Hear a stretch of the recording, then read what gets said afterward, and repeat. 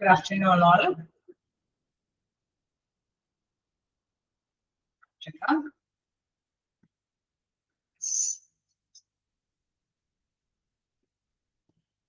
Okay. എടുത്തോളം വായിച്ചു നോക്കിയായിരുന്നോ? വായിച്ചു നോക്കിയായിരുന്നോ? നമ്മള് എവിടെ വരെ എടുത്ത് നിർത്തിയത്?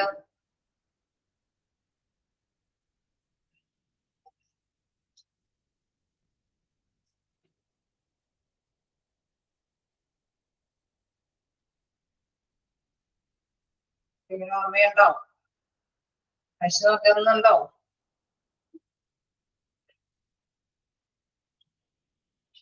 ട്രയേജ് ഒക്കെ കഴിഞ്ഞില്ലേ? സ്റ്റാർട്ട് കഴിഞ്ഞു, ട്രയേജ് കഴിഞ്ഞു, ഡിസാസ്റ്റർ റെസ്പോൺസ് കോഡുകൾ അല്ലേ? അതല്ലേ പഠിച്ചുകൊണ്ടിരിക്കുന്നത്? ഏത് കോഡ് വരെയായി? ഏത് കോഡ് വരെയായി? Code skill. ഓക്കെ, സ്കില്ല് വരെ നമ്മൾ കണ്ടെത്തി അല്ലേ?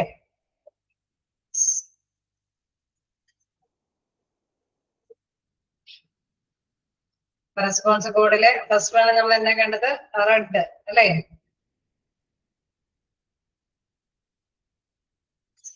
റെഡ് ഏത് കോഡ് എന്തിനെയാണ് സൂചിപ്പിക്കുന്നത്?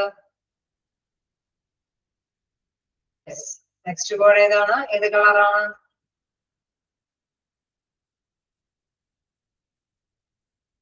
പിങ്ക്. ഓക്കെ, പിങ്ക് എന്തിനെയാ സൂചിപ്പിക്കുന്നത്? Infants. Okay, next code colour ഏതാണ്? ഓറഞ്ച്. ഓറഞ്ച് എന്തിനെയാ സൂചിപ്പിക്കുന്നത്? സ്പെല്ല്. യെസ്. ഓക്കെ, അപ്പൊ സ്പെല്ല് വരെ നമ്മൾ കണ്ടു. ഓക്കെ, നമുക്ക് നെക്സ്റ്റ് കോഡ് നോക്കാം. Code blue. ഓക്കെ, കോഡ് ബ്ലൂവിൽ എന്താ പറയുന്നത്? Cardiac respiratory arrest. ഓക്കെ, പെട്ടെന്ന് ഹാർട്ട് അറ്റാക്ക് പോലെയുള്ള അതുപോലെ അല്ലെ സംതിങ് പെട്ടെന്ന് വരുന്ന ഒരു സന്ദർഭമാണ്. അപ്പൊ പെട്ടെന്നൊക്കെ റെസ്പിറേറ്ററി ഹാർട്ട് അറ്റാക്ക് അല്ല, നമുക്ക് ശ്വാസം അല്ലെ ശ്വാസതടസ്സം നേരിടാനായിട്ടുള്ള സാധ്യതകൾ, കാർഡിയാക് അറസ്റ്റ് അല്ലെങ്കിൽ റെസ്പിറേറ്ററി പ്രോബ്ലംസ് ഒക്കെ പെട്ടെന്ന് വരുന്ന സന്ദർഭങ്ങളിൽ നമുക്കറിയാം എത്രയും പെട്ടെന്ന് തന്നെ രോഗികളെ നമുക്ക് ഫസ്റ്റ് എയ്ഡും കാര്യങ്ങളൊക്കെ കൊടുത്ത് ജീവിതത്തിലേക്ക് തിരിച്ചു കൊണ്ടുവരേണ്ടതുണ്ട് അല്ലെ? അപ്പൊ അങ്ങനെയുള്ള ടൈമില് കൊടുക്കുന്ന കോഡാണ് code blue. Report by dialing emergency operator number 6664. അവിടെ 6664 ആണ് എമർജൻസി ഓപ്പറേറ്റർ അവിടെ ഇൻഫോം ചെയ്യുന്നത്. എന്താണ് അവരെയാണ് ആ ഒരു കോഡ്, ഇത് കോഡ് പറയേണ്ടത് കോഡ് ബ്ലൂ അല്ലെ? Then begin CPR. എന്താണ് CPR എന്ന് പറയുന്നത്? CPR ഫോം അറിയാമോ? Cardiac pulmonary. അയ്യോ, ആരെങ്കിലും ഓർമ്മയിലുണ്ടാവില്ലേ CPR കൊടുക്കേണ്ടി വരുന്നത്? അല്ലെ, അതായത് പെട്ടെന്ന് തന്നെ ജീവിതത്തിലേക്ക് തിരിച്ചു കൊണ്ടുവരാനായിട്ട് അല്ലെ? അപ്പൊ തീർച്ചയായിട്ടും നമുക്കറിയാം CPR കൊടുക്കുന്നത് മൗത്തിലൂടെ അല്ലെ? അതിന് ഏബിൾ ആയിട്ടുള്ള പേഴ്സൺസ്. ഓക്കെ, അവിടെ ഏബിൾ ആയിട്ടുള്ള പേഴ്സൺ ആണ് അത് കൃത്യമായിട്ട് അവർക്ക് ലഭ്യമാക്കി കൊടുക്കുന്നത്. ഈ കേസ് ചിലപ്പോ ഹോസ്പിറ്റലൊക്കെ എത്തിപ്പെട്ടിട്ടുണ്ടെങ്കിൽ തീർച്ചയായിട്ടും നമുക്കറിയാം അതിൻ്റെതായിട്ടുള്ള എക്യുപ്മെന്റ് ഉണ്ടാവും അല്ലെ? അതിന്റെ എക്യുപ്മെന്റ് എന്ന് പറയുമ്പോൾ നമുക്കറിയാം ഇത് ഏത് മെഷീനാണ് CPR പകരം യൂസ് ചെയ്യുന്ന മെഷീൻ ഓർമ്മയുണ്ടോ? ഡിഫിബ്രില്ലേറ്റർ. ഓക്കെ, ഡിഫിബ്രില്ലേറ്റർ ആ മെഷീൻ ഉപയോഗിച്ചുകൊണ്ടും നമുക്ക് കൈകാര്യം ചെയ്യാൻ പറ്റും അല്ലെ? അതായത് അഡ്വാൻസ്ഡ് ആയിട്ടുള്ള ടെക്നോളജി അല്ലെ? ACLS എന്ന് പറയുന്നത് advanced cardiac life support. Advanced cardiac life support ആ മെഷീൻ ഉപയോഗിച്ചിട്ട് ഹോസ്പിറ്റലിലൊക്കെ എത്തിപ്പെട്ട് കഴിഞ്ഞാൽ ഈ പറഞ്ഞ മാതിരി മെഷീൻ ഉപയോഗിക്കാം അല്ലെ? എന്താണ് അഡ്വാൻസ്ഡ് ആയിട്ടുള്ള കാർഡിയാക് ലൈഫ് സപ്പോർട്ട് മെഷീൻ ആയിട്ടുള്ള ഡിഫിബ്രില്ലേറ്റർ മെഷീൻ ഉപയോഗിച്ചുകൊണ്ട് നമുക്ക് റെസ്പിറേറ്ററി തിരിച്ചു കൊണ്ടുവരാനായിട്ട് സാധിക്കും. അതായത് ശ്വാസോച്ഛ്വാസം തിരിച്ചു കൊണ്ടുവരാനായിട്ട് സാധിക്കും. നമുക്കറിയാം ഒരു അല്ലെ മെഡിക്കൽ എക്യുപ്മെന്റ്സുകളുടെ പാഠത്തിലൊക്കെ നിങ്ങൾക്ക് കുറച്ചും കൂടി ഡീറ്റെയിൽ ആയിട്ട് പഠിക്കും. എന്താണ് നമ്മളുടെ ജസ്റ്റില് അല്ലെ ആ രണ്ട് തരത്തിലുള്ള ഒരു തീപ്പൊട്ടി പോലത്തെ ഒരു എക്യുപ്മെന്റ് ആണ്. അതിങ്ങനെ വെക്കുമ്പോൾ അതിൽ ഇലക്ട്രിക് പവർ കൊണ്ട് തന്നെ എന്താണ് നമ്മുടെ വെയിൻസ് അല്ലെ നെർവ് ഇത് ചലിക്കുകയും പെട്ടെന്ന് തന്നെ ജെർക്ക് ചെയ്തിട്ട് ശ്വാസം എടുക്കാനായിട്ട് തുടങ്ങുകയും ചെയ്യും. അങ്ങനെ പിന്നീട് പെട്ടെന്ന് തന്നെ ഡോക്ടേഴ്സിന് നഴ്സുമാർക്കൊക്കെ മറ്റു മെഡിസിൻസും കാര്യങ്ങളൊക്കെ കൊടുത്ത് അവരെ ജീവിതത്തിലേക്ക് കൂട്ടിക്കൊണ്ടുവരാനായിട്ട് തിരിച്ചു കൊണ്ടുവരാനായിട്ട് സാധിക്കും. ഓക്കെ, CPR കൊടുക്കാനായിട്ടുള്ള സാധ്യതയാണെങ്കിൽ ആ ഒരു രീതി അവലംബിക്കുക. അതെല്ലാം മെഷീന്റെ സപ്പോർട്ട് അവൈലബിൾ ആണ് എങ്കിൽ അത്തരത്തിലുള്ള അഡ്വാൻസ്ഡ് ആയിട്ടുള്ള മെഷീന്റെ സഹായത്തോട് കൂടിയിട്ട് അവർക്ക് ശ്വാസം നേടിയെടുക്കാനായിട്ടുള്ള സാഹചര്യം അവൈലബിൾ ആക്കുക. ഓക്കെ, അപ്പൊ റെസ്പിറേറ്ററി അറസ്റ്റുമായി ബന്ധപ്പെട്ട് വരുന്ന കോഡ് ഏതാണ്? Code blue. അവിടെ remove visitors from the area room. Okay, തീർച്ചയായിട്ടും നമുക്കറിയാം അവർക്കൊരു റിലാക്സേഷൻ അല്ലെ, അവിടെ നല്ല രീതിയിലുള്ള വായു സഞ്ചാരമൊക്കെ കിട്ടേണ്ടതുണ്ട്. സോ എല്ലാ വിസിറ്റേഴ്സിനൊക്കെ അത്രയും പെട്ടെന്ന് ആ ഭാഗത്തു നിന്ന് ഒഴിവാക്കുക. നെക്സ്റ്റ് നോക്കുകയാണെങ്കിൽ follow code blue policies and procedures. Okay, code ബ്ലൂവിന്റെ പോളിസികളും നിയമങ്ങളും നടപടിക്രമങ്ങളും അവിടെ ഫോളോ ചെയ്തു പോവുക. സെന്റ് ഫെലക്ടോമി എന്താണ് ഫെലക്ടോമി എന്ന് പറയുന്നത്? അതായത് രക്തം വലിക്കുന്നതിന് അല്ലെ, വലിക്കുന്നതിനായിട്ട് ഒരു കാനുല, അത് തീർച്ചയായിട്ടും നമ്മുടെ നമ്മുടെ ആ ഒരു കേസ് കൈയുടെ ആംസില് അവിടെ ക്രിയേറ്റ് ചെയ്യും. എത്രയും പെട്ടെന്ന് ഒരു സീരിയൽ അല്ലെ, പെട്ടെന്ന് തന്നെ കയ്യില് പഞ്ചർ ഉണ്ടാക്കുന്ന ഒരു പ്രക്രിയയാണ്. അപ്പൊ അത് അനുസരിച്ചിട്ട് അവർക്ക് മെഡിസിനും കാര്യങ്ങളൊക്കെ കൈകാര്യം ചെയ്ത് കൊടുക്കാൻ വേണ്ടിയിട്ടാണ്. സോ ആ ഒരു പ്രൊസീജിയർ നടപടിക്രമം അനുസരിച്ചിട്ട് തന്നെ കൈകാര്യം ചെയ്യുക. And ECG services. എന്താണ് ECG എന്ന് പറയുന്നത്? ഫുൾ ഫോം ആർക്കെങ്കിലും അറിയാമോ? ECG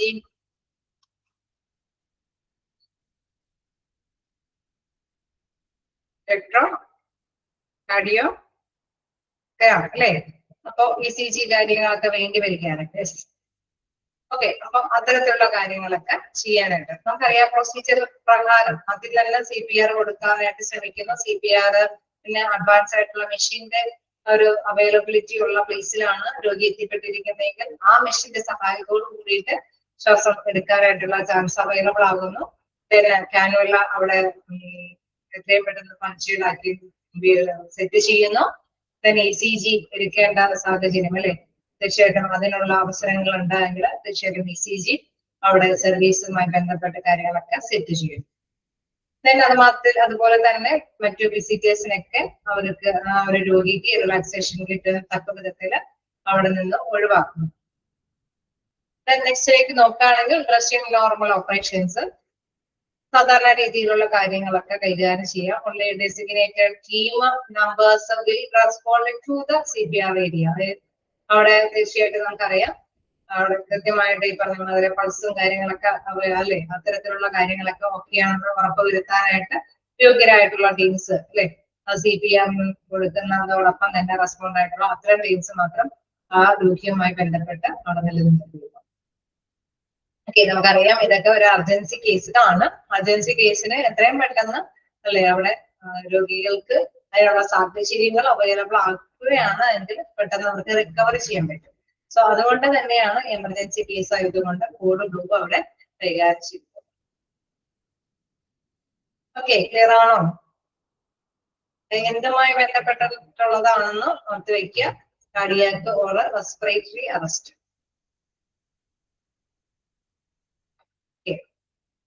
വീണ്ടും നമുക്ക് താഴേക്ക് നോക്കുകയാണെങ്കിൽ അവിടെ ACLS-ഉം CPR-ഉം ECG ഒക്കെ നിങ്ങൾക്ക് അറിയാവുന്നതാണ്. ഓക്കെ, എന്തെങ്കിലും കിട്ടാത്തതുണ്ടോ?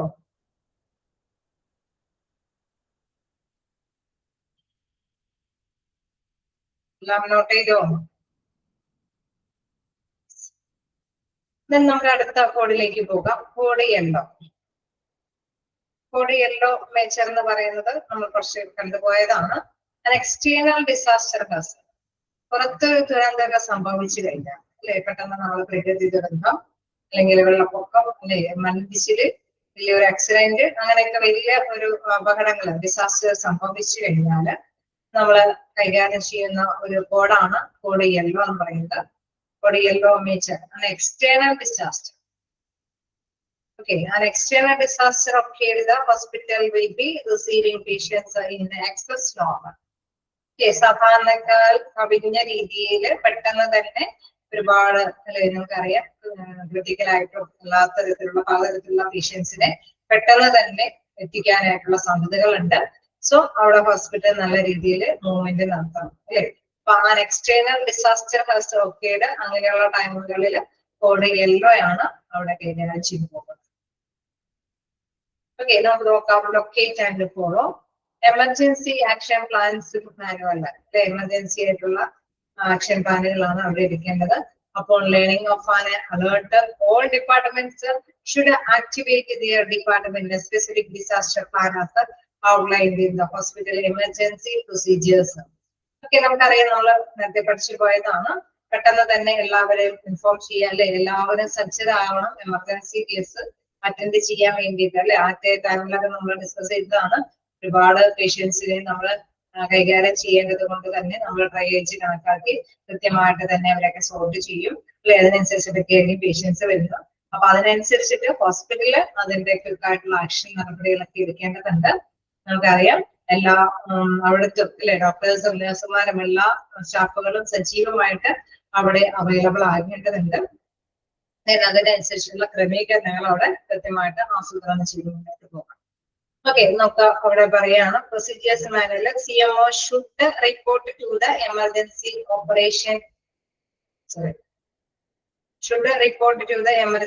Operation centre in charge. Okay, നമുക്കറിയാം അവിടെ CMO അത് കൃത്യമായിട്ട് തന്നെ റിപ്പോർട്ട് ചെയ്യണം. എമർജൻസി ഓപ്പറേഷൻ അല്ലെ അവിടെ ചീഫ് മെഡിക്കൽ ഓഫീസർ കൃത്യമായിട്ട് തന്നെ ആ എമർജൻസി കാര്യങ്ങൾക്ക് ലീഡ് ചെയ്ത് ഇൻചാർജ് ചെയ്ത് അവിടെ മുന്നോട്ട് കൊണ്ടുപോകേണ്ടതുണ്ട്. Located in the Racing Administration 1941.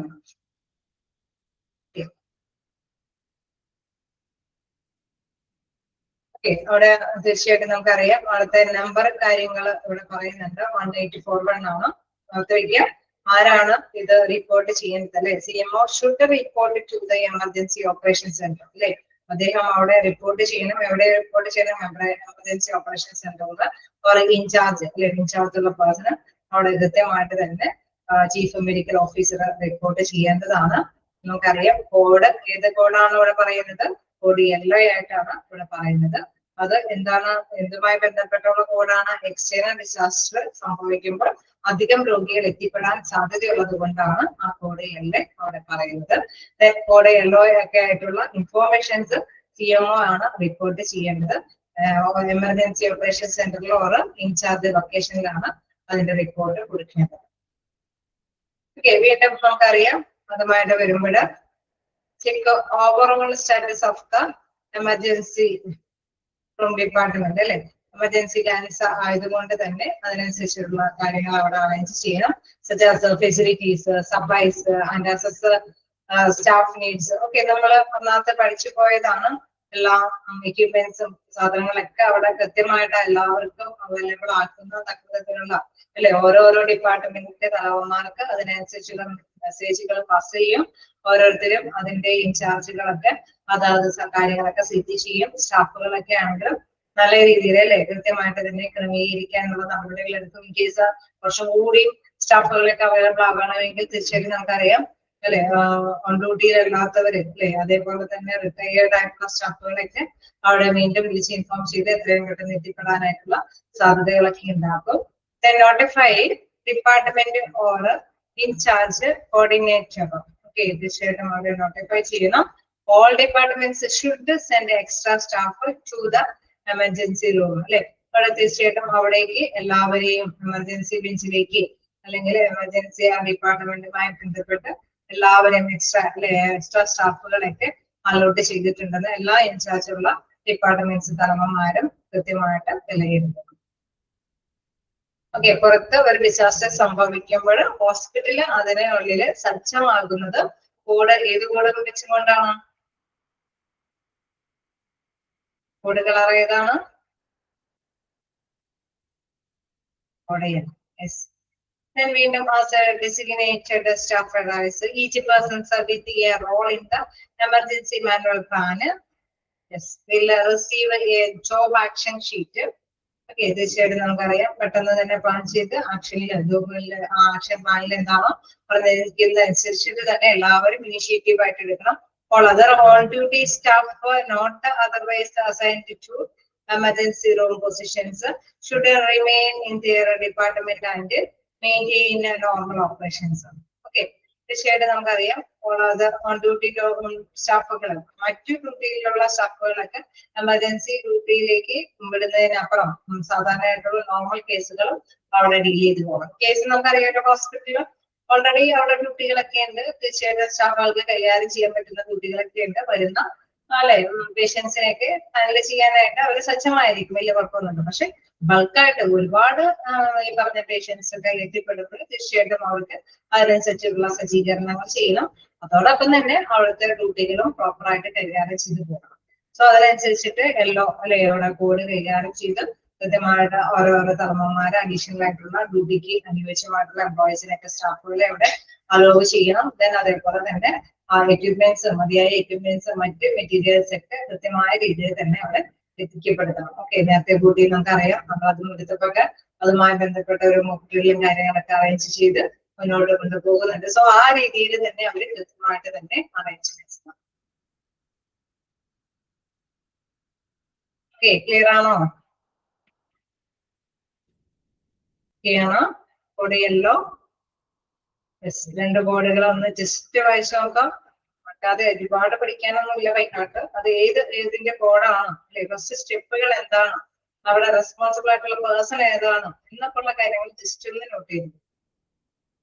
Okay,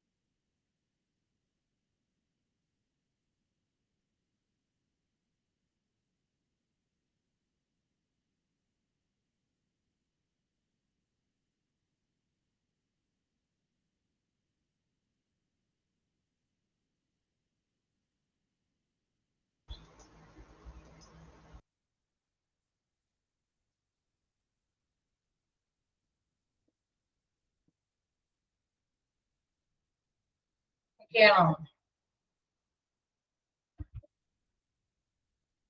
അടുത്ത കോഡിലേക്ക് പോകാം. Code violet. എന്താണ് കോഡ് വയലറ്റ് പറയുന്നത്?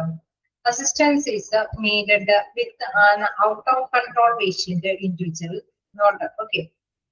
നമുക്ക് നിയന്ത്രിക്കാൻ പറ്റാത്ത തരത്തിലുള്ള പേഷ്യൻസ് അല്ലെ, നമ്മൾ ഹോസ്പിറ്റലിൽ ചികിത്സയിലാകുമ്പോൾ തീർച്ചയായിട്ടും നമുക്കറിയാം ആ വരുന്ന പേഷ്യൻസ് ഒക്കെ ഏത് തരത്തിലുള്ള ബിഹേവിയറലായിട്ടുള്ള ക്യാരക്ടറായിട്ടോ വണ്ടിയിൽ നിന്നും കൃത്യമായിട്ട് നമുക്ക് മനസ്സിലാക്കി എടുക്കാൻ പറ്റിയെന്ന് വരില്ല അല്ലെ.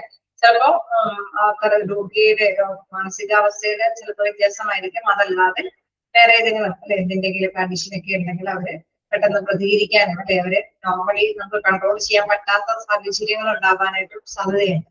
സോ അങ്ങനെയുള്ള വയലൻസി കേസുകളിൽ കൊടുക്കുന്ന കോഡാണ് code violet. Okay, out of control patient. എത്തരത്തിലുള്ള പേഷ്യന്റിനെ കൊടുക്കുന്നത്? ഔട്ട് ഓഫ് കൺട്രോൾ ആയിട്ടുള്ള പേഷ്യൻസിന് അല്ലെ, അത്തരത്തിലുള്ള പേഷ്യൻസിന് കൊടുക്കുന്ന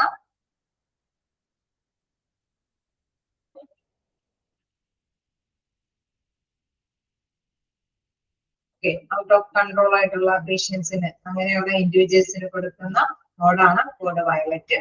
ദെൻ വീണ്ടും നമുക്ക് നോക്കാം എന്താണ് അതുമായി ബന്ധപ്പെട്ട് വരുമ്പോൾ dial emergency number to initiate code violet and report the location. Okay, ഇതിലേക്ക് താഴേക്ക് ഒരു കാര്യം കൂടെ ശ്രദ്ധിച്ചു പോവുക. Not a code violet should not be activated where a gun or weapon may be involved. Okay, code വയലറ്റുമായി ബന്ധപ്പെട്ട് പെട്ടെന്ന് മുന്നോട്ട് പോകാനായിട്ട് സാധിക്കില്ല. ചിലപ്പോ ഈ പറഞ്ഞ മാത്രമേ ഇൻഡിവിജ്വലിന്റെ കയ്യിൽ വല്ല വെപ്പൺസോ അല്ലെ എന്തെങ്കിലും മാരകായുധോ എന്തെങ്കിലും ഗണ്ണോ അങ്ങനെയൊക്കെയുള്ള സംഭവങ്ങളോട് കൂടിയിട്ടാണ് ഈ അല്ലെ ഈ പറഞ്ഞ മാത്രമേ നമുക്ക് കൺട്രോൾ ചെയ്യാൻ പറ്റാത്ത ഒരു പേഷ്യന്റ് നിലനിൽക്കണമെങ്കിൽ പെട്ടെന്ന് ആക്റ്റീവ് ആക്കാനായിട്ട് പറ്റില്ല. അപ്പൊ a code violet should not be activated where a gun or a weapon may be involved. അതൊന്ന് നോട്ട് ചെയ്യേണ്ടതാണ്. ഇത് ടൈമിലാണ് അല്ലെ അവരുടെ കയ്യില് വെപ്പണോ അതേപോലെ തന്നെ എന്തെങ്കിലും ഇൻ കേസ് ഒരു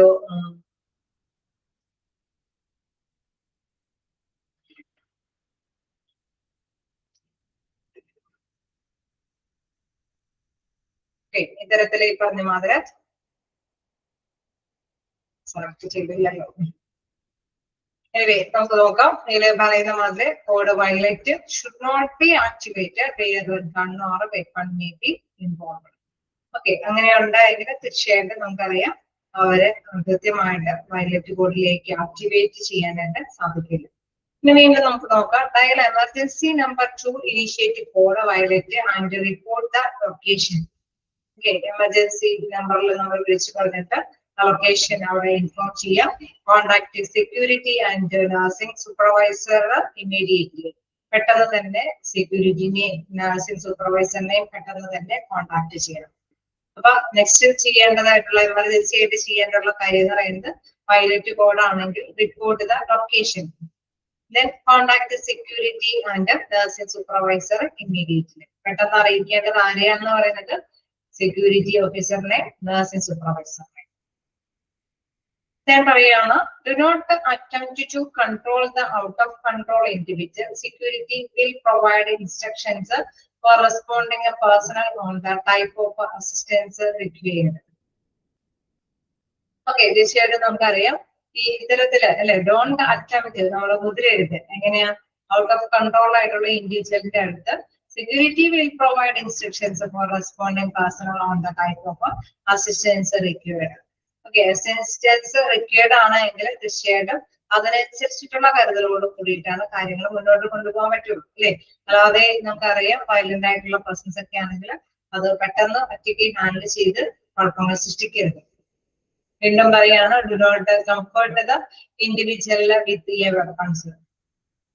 ഓക്കെ, നമുക്കറിയാം ഇത്തരത്തിലുള്ള ഇനീഷ്യേറ്റീവിൽ നമുക്ക് ഔട്ട് ഓഫ് കൺട്രോൾ ആയിട്ടുള്ള പേഷ്യൻസിന് എന്തെങ്കിലും വെപ്പൺ അല്ലെ ഈ പറഞ്ഞ ആയുധങ്ങളൊന്നും വെച്ചും കൊണ്ട് അവരെ കൺട്രോൾ ചെയ്യാനായിട്ട് ശ്രമിക്കരുത്.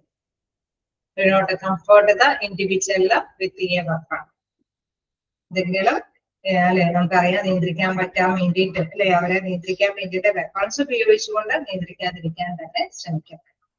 അപ്പൊ ഓർത്ത് വയ്ക്കുക, കോഡ് വയലറ്റ് ഇതുമായി ബന്ധപ്പെട്ടുള്ളതാണ്. ഔട്ട് ഓഫ് കൺട്രോൾ ആയിട്ടുള്ള പേഷ്യൻസുമായി ബന്ധപ്പെട്ടിരിക്കുന്ന കോഡാണ് കോഡ് വയലറ്റ്. ഓക്കെ, ആരെയാണ് ഇമ്മീഡിയറ്റ് ആയിട്ട് അറിയിക്കേണ്ടത്? Security and nursing supervisor. Okay, clear അല്ലേ? എന്താണ് നോട്ട് ചെയ്യണമെന്ന് പറയുന്നത്? A code violet should not be activated. Activated വേറെ എപ്പോഴാണ്? വേറെ gun or weapon may be involve. Clear ആണോ? ഒക്കെയാണോ?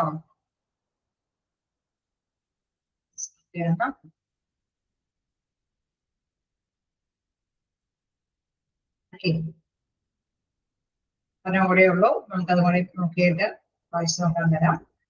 അടുത്തതെന്ന് പറയുന്നത് കോഡ് ബ്രൗൺ. കോഡ് ബ്രൗണിൽ എന്താ പറയുന്നത്? Code brown an adult patient is missing, lost or abducted from the hospital. നമ്മള് ശിശുക്കളെ ആണെങ്കിൽ ഇൻഫന്റ് ആണെങ്കിൽ ഏത് കളർ കോഡാ പറഞ്ഞത്? ഇൻഫന്റ് ആണെങ്കിൽ ഏത് കളർ കോഡാ പറഞ്ഞത്? പിങ്ക് അല്ലെ. അപ്പൊ മാറിപ്പോവരുത്. അഡൽറ്റിന് മിസ്സിംഗ് ആണെങ്കിൽ എന്താ പറയാനുള്ളത് അല്ലെ? അവിടെ ഓർത്ത് വെക്കണം. അഡൽറ്റ് ആണെങ്കിൽ അല്ലെ, ഇൻഫന്റ് ആണെങ്കിൽ നമുക്കറിയാം ഇതാണെങ്കിൽ അല്ലെ പിങ്ക് ആണെങ്കിൽ തീർച്ചയായിട്ടും അഡൽറ്റ് ആണെങ്കിൽ തീർച്ചയായിട്ടും ബ്രൗൺ കളറാണ്. അപ്പൊ ഓരോ മിസ്സിങ്ങിന്റെ കാര്യങ്ങളെ കുറിച്ചിട്ട് നമ്മൾ വ്യക്തമായിട്ട് മാറിപ്പോവാതിരിക്കാനായിട്ട് ശ്രമിക്കണം. അപ്പൊ അവിടെ ബ്രൗൺ കളർ കോഡുമായിട്ട് പറയുമ്പോൾ എന്താ പറയുന്നത്? Adult patient is missing, lost or abducted from the hospital. എന്നില്ലെങ്കിൽ ചിലപ്പോൾ തട്ടിക്കൊണ്ടൊക്കെ പോകുന്നതാവാം. ഓക്കെ, അപ്പൊ അത്തരത്തിലുള്ള ടൈമില് അവിടെ കോഡ് ബ്രൗൺ ആണ് പറയുന്നത്. Then a patient is missing from a patient care unit or outpatient clinic and it is suspected that the patient has eloped been conducted or is lost to conduct a unit which search. Okay, തീർച്ചയായിട്ടും നമ്മളൊക്കെ അറിയാം. നമ്മളെ നിരീക്ഷിക്കുമ്പോൾ അവിടെ patient അല്ലെ എങ്ങനെയോ നഷ്ടപ്പെട്ടിട്ടുണ്ട്, ആരോ തട്ടിക്കൊണ്ടോ മോഷ്ടിച്ചുകൊണ്ടോ ഒക്കെ പോയേക്കുന്നതായിരിക്കാം. സംശയാസ്പദമായിട്ടുള്ള രീതിയിൽ അങ്ങനെ ഒരു തോന്നലുണ്ടാവാം. എനിവേ ആ പേഷ്യന്റ് മിസ്സിംഗ് ആണ് എങ്കിൽ തീർച്ചയായിട്ടും നമുക്കറിയാം കോഡ് ബ്രൗൺ ആണ് കൊടുക്കേണ്ടത്. വീണ്ടും പറയുന്നു, if the patient does not return, ask the operator to the initiate the code brown. വരെ വന്നില്ല അല്ലേ, അവിടെ തീർച്ചയായിട്ടും ഓപ്പറേറ്റർ ഇനിഷ്യേറ്റ് കോഡ് ബ്രൗൺ ആണ് അവിടെ ഇനിഷ്യേറ്റീവ് എന്ന് പറയുന്നത്. Notify security and provide A physical description of the patient. Okay, security തീർച്ചയായിട്ടും നമുക്കറിയാം ഏത് തരത്തിലുള്ള വ്യക്തിയെയാണ് കാണാതായിരിക്കുന്നത് അല്ലെ, പണിയേണ്ടത്, തടിച്ചത്, അല്ലെങ്കിൽ വെനിഞ്ഞത്, കളറുള്ളത്, അങ്ങനെയൊക്കെ എന്തെങ്കിലുമൊക്കെ പ്രത്യേക ഐഡന്റിറ്റി അതും കൂടി വെച്ചുകൊണ്ടായിരിക്കണം ഇങ്ങനെ മിസ്സിംഗ് ആയ വിവരം പുറത്തുവിടാനായിട്ട്. Clothing worn by the patient when last seen. Case last ടൈമിൽ ഏത് തരത്തിലുള്ള ഡ്രസ്സാണ് ധരിച്ചെന്നുള്ളത് കൃത്യമായിട്ട് നോട്ട് ചെയ്യണം. Then notify SMA on call or a guest relation manager. Okay, അതായത് സർവീസ് മാനേജ്മെന്റ് അസിസ്റ്റന്റ്. SMA എന്ന് പറയുന്നത് service management assistant. Notify SMA on call or guest relation manager. Okay, service management അസിസ്റ്റന്റിനെ കൃത്യമായിട്ട് തന്നെ ഇൻഫോം ചെയ്യണം. Then guest relation management അല്ലെ, guest relation management, കാരണം അവരൊക്കെ ആയിട്ടാണ് പബ്ലിക്കായിട്ടൊക്കെ ബന്ധപ്പെടുന്നത് അല്ലെ, അപ്പൊ തീർച്ചയായിട്ടും അവരെ ഇൻഫോം ചെയ്യാൻ വേണം. ഓക്കെ, അപ്പൊ ഓർത്ത് വെക്കുക ഇവിടെ എന്തൊക്കെ കാര്യങ്ങൾക്ക് കൊടുക്കണം എന്ന് പറയുന്നത്. Physical description of A patient, clothing worn by the patient when last seen, അതുമായി ബന്ധപ്പെട്ട ഇൻഫോർമേഷൻസ് കൊടുക്കണം. then ആരെയാണ് അറിയിക്കാൻ പറയുന്നത്? Notify SMA on call or guest relation manager. Guest relation മാനേജറിനെ അല്ലെങ്കിൽ സർവീസ് മാനേജ്മെന്റ് അസിസ്റ്റന്റിനെ അറിയിക്കാൻ വേണം. ഓക്കെ, ക്ലിയർ ആണോ? ഒക്കെയാണ്. വീണ്ടും പറയുന്നത്, notify the patient's attending physician and or staff on call. അവിടെ തീർച്ചയായിട്ടും ഈ പേഷ്യന്റിനെ അറ്റൻഡ് ചെയ്യുന്ന ഫിസിഷ്യൻ അല്ലെങ്കിൽ സ്റ്റാഫ് അത് കൃത്യമായിട്ട് അറിയിക്കണം, അവരെ അറിയിക്കണം. Notify the nursing supervisor on duty, on ഡ്യൂട്ടിയിലായിരിക്കുന്ന നഴ്സിംഗ് സൂപ്പർവൈസറിനെ അറിയിക്കണം. Notify family as appropriate. The nursing supervisor will contact the administrator on call. Okay, തീർച്ചയായിട്ടും നഴ്സിംഗ് സൂപ്പർവൈസർ പെട്ടെന്ന് തന്നെ ആരെ കോൺടാക്ട് ചെയ്യണം? അഡ്മിനിസ്ട്രേറ്ററുമായി അല്ലെ. നമുക്കറിയാം എഴുത്തുപത്ത് കാര്യനിർവഹണക്കാർക്ക് കൈകാര്യം ചെയ്ത അഡ്മിനിസ്ട്രേറ്റീവ് ലെവലിലാണ്. സോ അവിടെ അവരെയും ഇൻഫോം ചെയ്യണം. Administrator on call will contact the police four A notification. ആരാണ് പോലീസിനെ ഇൻഫോം ചെയ്യേണ്ടത്? അഡ്മിനിസ്ട്രേറ്റർ. ഓക്കെ, അതൊക്കെ ഒന്ന് നോട്ട് ചെയ്യാട്ടോ. ആരൊക്കെ അറിയിക്കണം എന്ന് പറഞ്ഞു? നഴ്സിംഗ് സൂപ്പർവൈസറിനെ, ഓൺ ഡ്യൂട്ടിയിലായിരിക്കുന്ന നഴ്സിംഗ് സൂപ്പർവൈസറിനൊക്കെ അറിയിക്കണം. നോട്ടിഫൈ ഫാമിലി അപ്രോപ്രിയേറ്റ്, ഫാമിലിയെ അറിയിക്കേണ്ടതാണെങ്കിൽ അറിയിക്കണം. അതായത് നമുക്കറിയാം അറിയിക്കാൻ പറ്റുന്ന സാഹചര്യം ആണെങ്കിൽ എന്തായാലും അത് അറിയിക്കണം. Then the nursing supervisor will contact the administrator. Nursing supervisor ആരെയാണ് കോൺടാക്ട് ചെയ്യുന്നത്? അഡ്മിനിസ്ട്രേറ്ററിനെ കോൾ ചെയ്യണം. Then the administrator on call will contact the police for a notification. പോലീസിനെ അറിയിക്കേണ്ടത് ആരാണ്? അഡ്മിനിസ്ട്രേറ്റർ.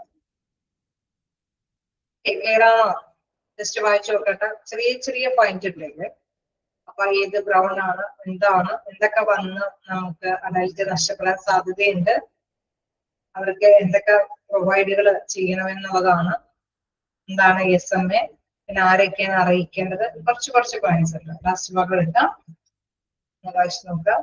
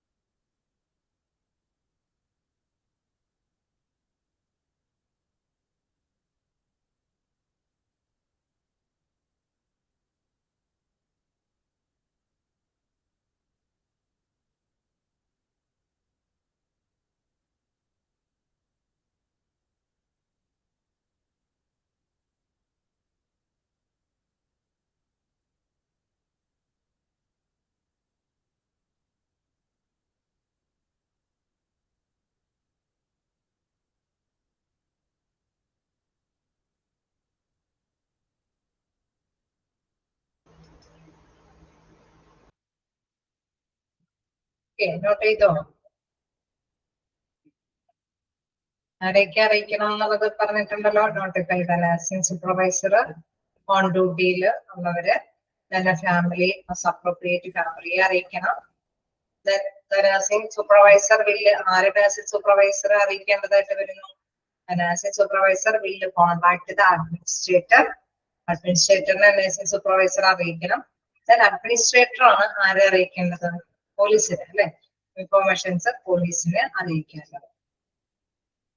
ഇങ്ങനെ സംഭവിച്ചു കഴിഞ്ഞാൽ നമ്മൾ പറഞ്ഞു പേഷ്യൻസ് ഇങ്ങനെ റിട്ടേൺ ചെയ്ത് വരാൻ സാധ്യതയില്ലെങ്കിൽ ask the operator to the initiate the code down, notify security and provide a physical description.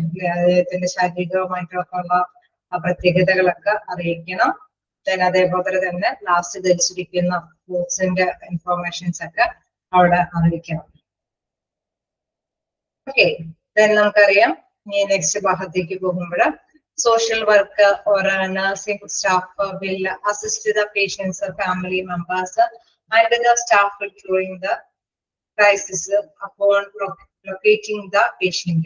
തീർച്ചയായിട്ടും നമുക്കറിയാം എങ്ങനെയെങ്കിലും പേഷ്യന്റിനെ കണ്ടുപിടിക്കാനായിട്ട് എല്ലാവരും ഒന്നിച്ച് കൂട്ടായിട്ട് ശ്രമിക്കും, അല്ലെ? നഴ്സിംഗ് സ്റ്റാഫോ അല്ലെങ്കിൽ അവരുടെ ഒന്നിച്ചുള്ള അല്ലെ അസിസ്റ്റ് ചെയ്തിട്ട് പേഷ്യൻസിന്റെ ഫാമിലിയും മറ്റു മെമ്പേഴ്സും എല്ലാവരും കൂടിയൊക്കെ ഒന്നിച്ച് നിന്ന് അപ്പോൾ ലൊക്കേറ്റിംഗ് ദ പേഷ്യന്റ്, അല്ലെ? പേഷ്യന്റിനെ നമ്മൾ കണ്ടെത്താൻ ശ്രമിക്കുന്നു. Notify the in charge nurse and the nursing supervisor that the patient has been located and describe the patient's status. Okay, തീർച്ചയായിട്ടും പേഷ്യൻസിന്റെ ലൊക്കേഷനും കാര്യങ്ങളും വിവരണങ്ങളൊക്കെ തീർച്ചയായിട്ടും അവരെ inform ചെയ്യാന്നുള്ളതാണ്.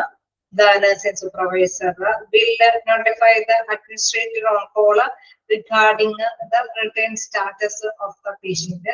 The in-charge nurse will contact the attending physician or on-call house staff that the patient has returned to the unit.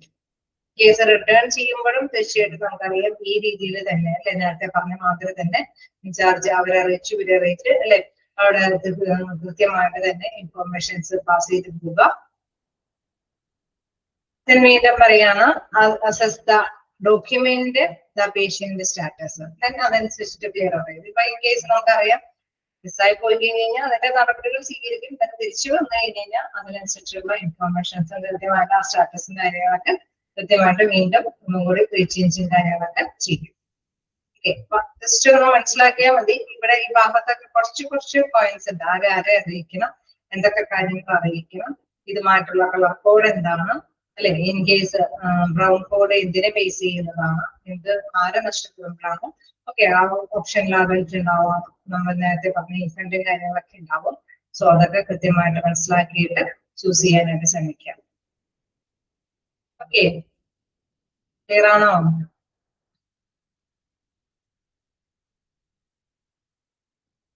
വ്യക്തിയെ locate ചെയ്ത് കഴിഞ്ഞാലുള്ള കാര്യം okay അല്ലേ? Location notify ചെയ്ത്, അല്ലെ? ഇൻചാർജ് നഴ്സിനെ അറിയിക്കണം, തന്നെ സൂപ്പർവൈസറിനെ, അല്ലെ? പേഷ്യൻസ് അതേപോലെ തന്നെ സ്റ്റാറ്റസിൽ അതുമായി ബന്ധപ്പെട്ട കാര്യങ്ങളൊക്കെ വിവരണങ്ങളൊക്കെ കൊടുക്കണം. അഡ്മിനിസ്ട്രേറ്റേഴ്സും കൃത്യമായിട്ട് തന്നെ ആ വിവരണങ്ങളൊക്കെ കൈമാറി ചെയ്യണം. ഓക്കെ, അപ്പൊ വിലയിരുത്തൽ പിന്നെ ഡോക്യുമെന്റും കാര്യങ്ങളൊക്കെ കൃത്യമായിട്ട് വിലയിരുത്തിയിട്ട് ഓക്കെ അല്ലെ എന്ന് കൺഫേം ചെയ്ത് നമുക്ക് മുന്നോട്ട് കൊണ്ടുപോകാം. ഇപ്പോൾ regarding the return status of the patient, then in charge nurse will contact the attending physician or on-call house staff that the patient has returned to the unit. Okay, യൂണിറ്റിലേക്ക് എത്തിപ്പെട്ടവന്ന് ഫിസിഷ്യനും സ്റ്റാഫിനും മറ്റുള്ളവർക്കും ബോധ്യമാക്കുകയും അതനുസരിച്ചിട്ട് തന്നെ മുന്നോട്ട് കൊണ്ടുപോവുകയും ചെയ്യും. Assess and document the patients എല്ലാം വിലയിരുത്തും, അല്ലെ? ഡോക്യുമെന്റ്സും കാര്യങ്ങളൊക്കെ വിലയിരുത്തും. ഓക്കെ, കോഡ് ബ്രൗൺ ആണ് നമ്മളിപ്പോ ഡിസ്കസ് ചെയ്തത്. ഇതൊക്കെ ബൈഹാർട്ടൊന്നും പഠിക്കണ്ട, കുറച്ച് കാര്യങ്ങൾ മനസ്സിലാക്കി വെച്ചാൽ മതി. എല്ലാവരും ഈ ചാപ്റ്ററിൽ നിന്ന് വരാനും പോകുന്നില്ല. ഈ പറഞ്ഞ മാതിരി കളർ കോഡ് എന്തിനെ ബേസ് ചെയ്യുന്നു, ആരാണ് ഇൻഫോം ചെയ്യുന്നത്, അങ്ങനെയൊക്കെയുള്ള കുറച്ച് കാര്യങ്ങളാണ് ചോദിച്ചു കാണാം. ഓക്കെ, എന്തെങ്കിലും ഡൗട്ടുകളുണ്ടോ? ഒന്ന് ജസ്റ്റ് മൊത്തം ഒന്ന് കണ്ണോടിച്ച് നോക്കി. ഡിസാസ്റ്റർ മാനേജ്മെന്റിന്റെ ഭാഗങ്ങളെല്ലാം നമ്മളെടുത്ത് കവർ ചെയ്ത് കഴിഞ്ഞു.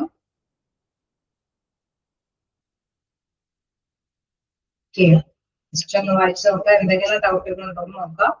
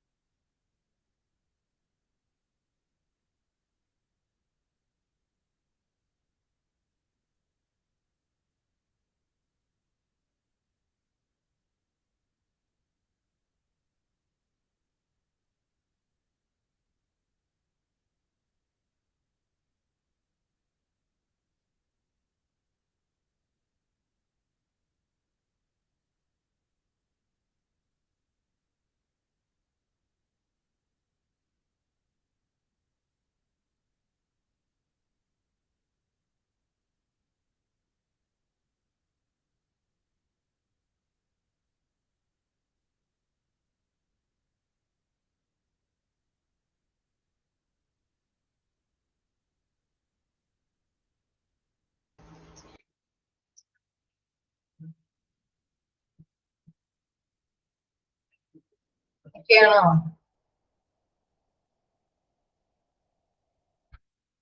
ഓക്കെയാണോ?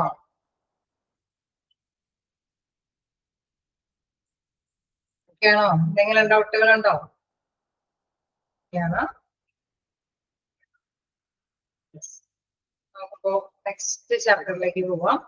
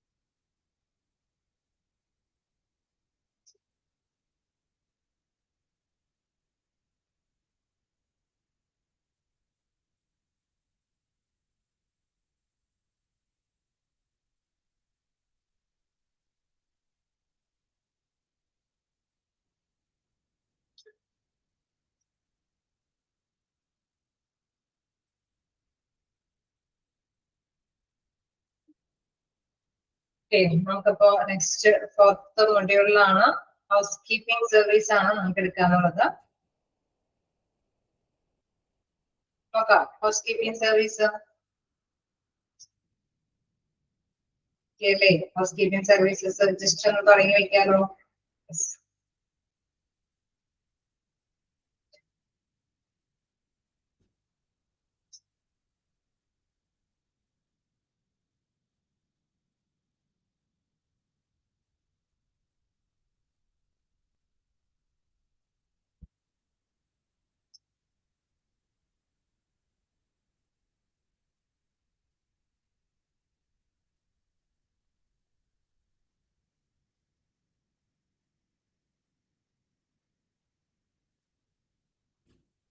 ഹൗസ് കീപ്പിംഗ് സർവീസ് ചാപ്റ്റർ എല്ലാവരും കയ്യിൽ കാണാം. 4th മൊഡ്യൂളാണ്.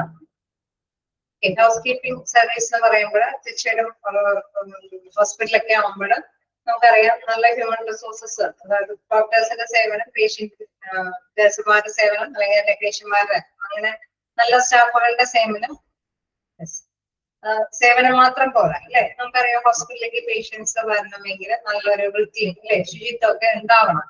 ഒരു ക്ലീനിങ് നടപടികളൊക്കെ കൃത്യമായിട്ട് അവൈലബിൾ ആകുന്ന ഹോസ്പിറ്റലിലേക്ക് തന്നെയായിരിക്കും പേഷ്യൻസ് പിന്നീട് പോകാനായിട്ട് ആഗ്രഹിക്കുന്നത് അല്ലെ? ഡോക്ടേഴ്സിന്റെ സേവനം അല്ലെങ്കിൽ മറ്റു ഹ്യൂമൻ റിസോഴ്സസ് ആയിട്ടുള്ള സ്റ്റാഫുകളുടെയൊക്കെ സേവനം മാത്രം അവിടെ ലക്ഷ്യമിട്ടുകൊണ്ടല്ല, ഇത്തരത്തിലുള്ള നല്ല കേസാണുക്തമായിട്ടുള്ള പരിചരണങ്ങളും ഏതൊരു പേഷ്യന്റും ആഗ്രഹിക്കും. ഓക്കെ, അപ്പൊ ഹൗസ് കീപ്പിംഗ് എന്ന് പറയുമ്പോൾ അതുമായി ബന്ധപ്പെട്ട കാര്യങ്ങളാണ് ഡിസ്കസ് ചെയ്ത് പോകുന്നത്. ഇൻട്രൊഡക്ഷനിൽ പറയുന്നത് എന്താണെന്ന് നോക്കാം. A patient coming for the time to a hospital when welcomed a tidy environment as well as diligent parents listens as half of the history and increases his confidence in the hospital. Okay, നമ്മളൊരു വയ്യാതെ ഹോസ്പിറ്റലിലേക്ക് പോകുമ്പോ തീർത്ത് വയ്യാതെയാണ് ഹോസ്പിറ്റലിലേക്ക് പോകുന്നത്. അപ്പൊ അവിടെ ചെല്ലുമ്പോൾ തന്നെ നല്ലൊരു ഐഡിയ ആയിട്ട് അല്ലെ, നല്ലൊരു എൻവയോൺമെന്റ് ആണ് നമുക്ക് അവൈലബിൾ ആകണമെങ്കിൽ ക്ലീൻ ആൻഡ് ടൈഡി ആയിട്ട് നല്ല ശുചിത്വമുള്ള, നല്ല വായുസഞ്ചാരമുള്ള, നല്ല തരത്തില് നല്ല ഇംപ്രഷൻ വരുത്തുന്ന തരത്തിലുള്ള സജ്ജീകരണങ്ങൾ ഒക്കെ ഹോസ്പിറ്റലില് കൈകാര്യം ചെയ്ത് പോകുന്നുണ്ടെങ്കിൽ ഒരു പരിധിവരെ ഫീലിങ്സിനെ നമുക്ക് ഒഴിവാക്കാനായിട്ട് സാധിക്കും. പിന്നെ നമുക്കറിയാം increase physical confidence in hospital. ഹോസ്പിറ്റലിൽ നമുക്ക് ഒരു ആത്മവിശ്വാസത്തോടു കൂടിയിട്ട് മുന്നോട്ട് പോകാനായിട്ടും സാധിക്കും.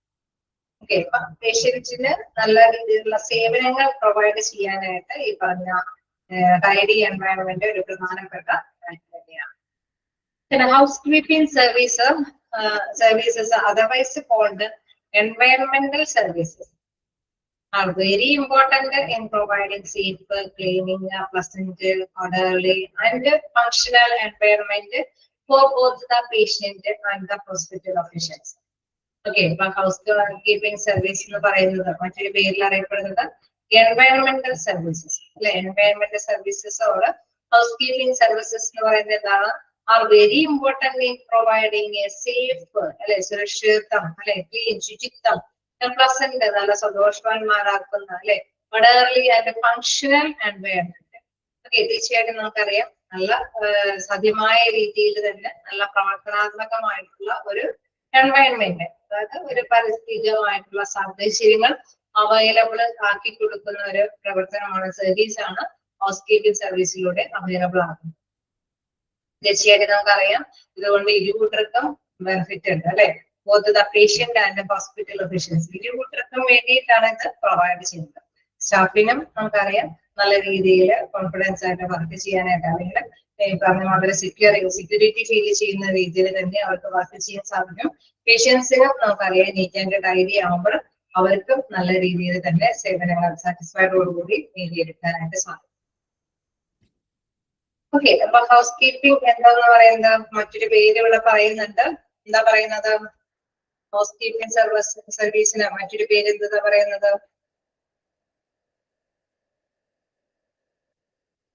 എൻവയറൺമെന്റ് അല്ലെ, environmental service. Environmental service, yes, good. അതുപോലെ തന്നെ നമുക്കറിയാം ഇതിന് ഗുണം ആർക്കൊക്കെ ലഭ്യമാണെന്നാ പറയുന്നത്? ഇത്തരത്തിലുള്ള എൻവയറൺമെന്റൽ സർവീസസിന്റെ ഗുണഭോക്താക്കൾ ആരൊക്കെയാന്നാ പറയുന്നത്? പേഷ്യന്റ് ഉള്ളി ആണോ?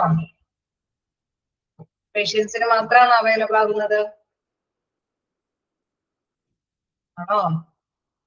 പേഷ്യൻസിന് മാത്രമാണോ ഈ അല്ല, ഹോസ്പിറ്റൽ ഒഫീഷ്യൽ ഹോസ്പിറ്റലില് എല്ലാവർക്കും അതിന്റെ ഗുണം നേടിയെടുക്കാൻ പറ്റുന്നുണ്ട് അല്ലെ. സ്റ്റാഫുകൾക്കും എല്ലാവർക്കും അതിന്റെ ഗുണം നേടിയെടുക്കാൻ സാധിക്കുന്നുണ്ട്. ഹൗസ് കീപ്പിംഗ് എന്ന് പറയുന്നത് എന്താണ്?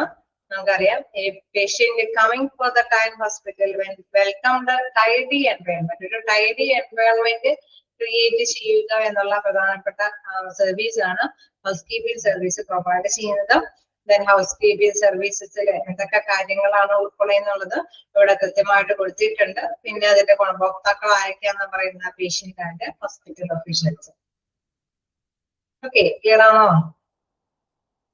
ഇതേ ചാപ്റ്റർ ഓക്കെ ആണോ? ആണോ? നമുക്ക് നെക്സ്റ്റ് നോക്കാം.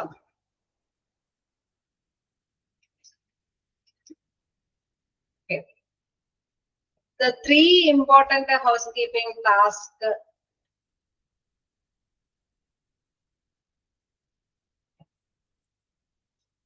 Okay, ഇവിടെ പറയാം. The three important housekeeping staff in hospital consist of the following. എന്തൊക്കെയാണ് പ്രധാനപ്പെട്ട ടാസ്ക് എന്ന് പറയുന്നത്? ഇത് ഹൗസ് കീപ്പിംഗുമായി ബന്ധപ്പെട്ട് വരുന്നത് to clean and sanitizing high touch surface in patient rooms and restrooms. Clean ആക്കുക. ഏതൊക്കെ കാര്യങ്ങളാണ് ശുചിത്വത്തിലേക്ക് കൊണ്ടുവരണമെന്ന് പറയുന്നത്? ഹൈ ടച്ച് സർഫേസ്, എപ്പോഴെപ്പോഴും ടച്ച് ചെയ്യുന്ന ഒരു പ്രതലങ്ങൾ ഉണ്ടായിരിക്കും അല്ലെ. അതുപോലെ തന്നെ in patient rooms and restrooms. Okay, തീർച്ചയായിട്ടും നമുക്കറിയാം എപ്പോഴും ഈ ഡോറ് തുറക്കുകയും പിടിക്കുകയൊക്കെ ചെയ്യുമ്പോൾ അത് എപ്പോഴും യൂസ് ചെയ്യുന്ന ഒരു ഭാഗമല്ലേ ആണോ? എന്തെങ്കിലൊക്കെ കൗണ്ടറുകൾ അല്ലെ, റിസപ്ഷനിസ്റ്റിന്റെ കൗണ്ടർ, അങ്ങനെ മറ്റ് പ്രത്യേകമായിട്ടുള്ള കൗണ്ടറുകളിലൊക്കെ എപ്പോഴും നമ്മൾ അവിടെ ഹാൻഡ് വെച്ചു അല്ലെ. എന്നിട്ട് എപ്പോഴും സംഭാഷണങ്ങളൊക്കെ നടത്താനായിട്ട് സാധ്യത അല്ലെ. എൻക്വയറി റൂമുകൾ അല്ലെങ്കിൽ മറ്റു കൗണ്ടറുകൾ മേഖലകൾ മെഡിസിൻ ആണെങ്കിലൊക്കെ കീപ്പ് ചെയ്യുമ്പോഴൊക്കെ അവിടെയുള്ള കൗണ്ടർ മേഖലകളൊക്കെ തീർച്ചയായിട്ടും എപ്പോഴെപ്പോഴും യൂസ് ചെയ്യുന്ന സർവീസ് ആണ്. ഓക്കെ, അപ്പൊ ഫസ്റ്റ് അതിന്റെ ടാസ്കിന്റെ ഫസ്റ്റ് എന്ന് പറയുന്നത് to clean and sanitizing high touch surfaces in patient rooms and rest rooms.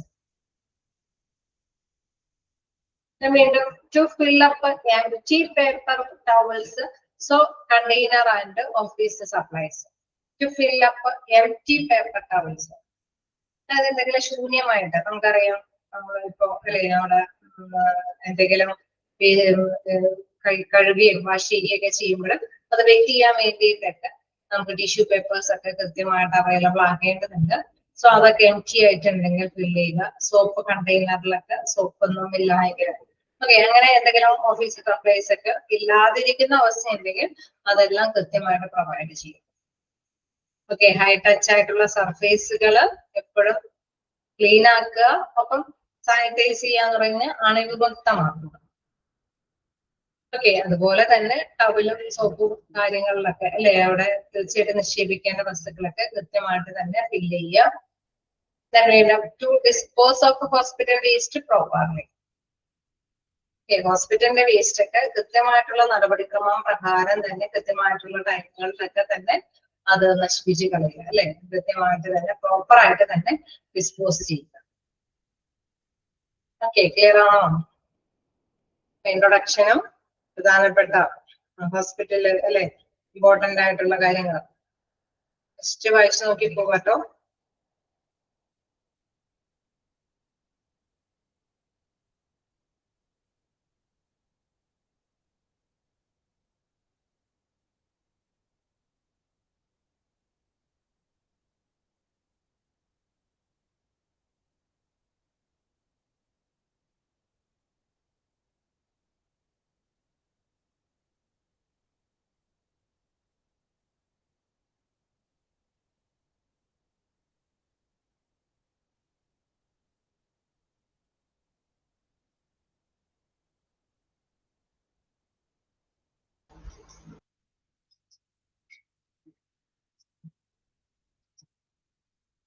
Okay, clear ആണ്.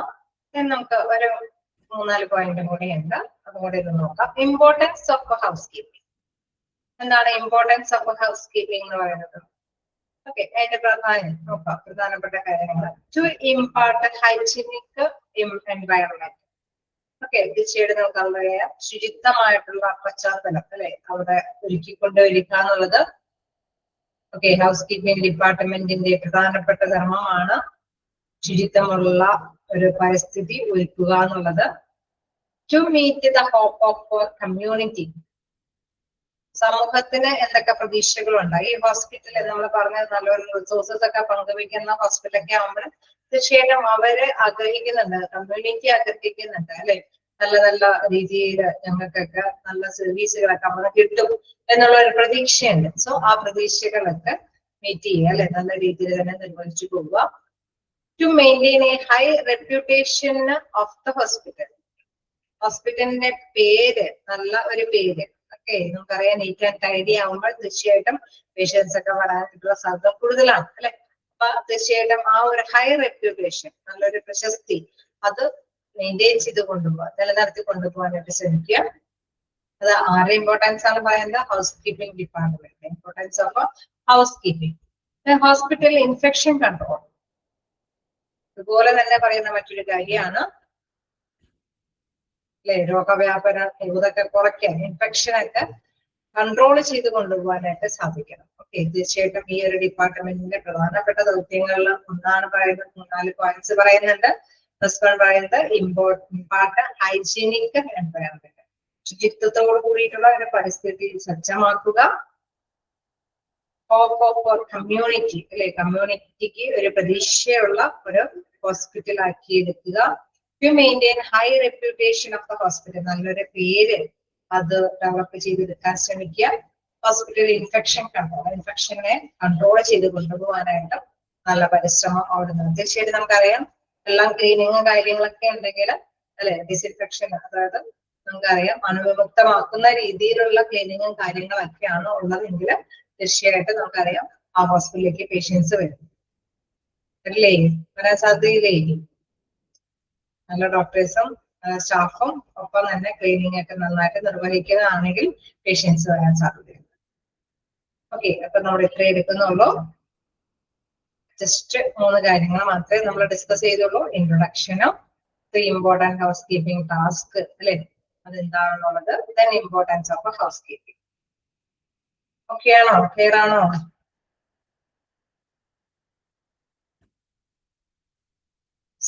എന്തെങ്കിലും ഡൗട്ടുകള്?